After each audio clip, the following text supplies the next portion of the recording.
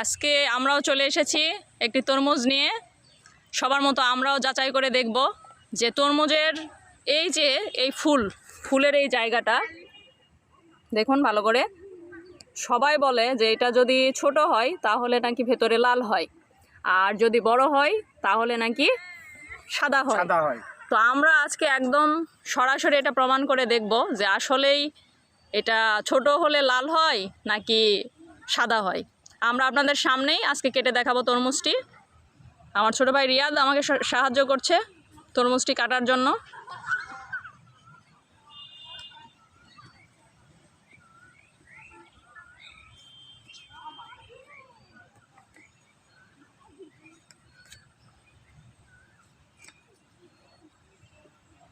দেখুন আপনারা। এই কিরে মধু মধু রসমালাই। আবার দেখাই লাল নাকি সাদা ভালো করে দেখা। ওই কিরে কিরে মধু মধু সেই লাল। আসলেই আজকের তরমুজটি অনেক বেশি লাল ছিল।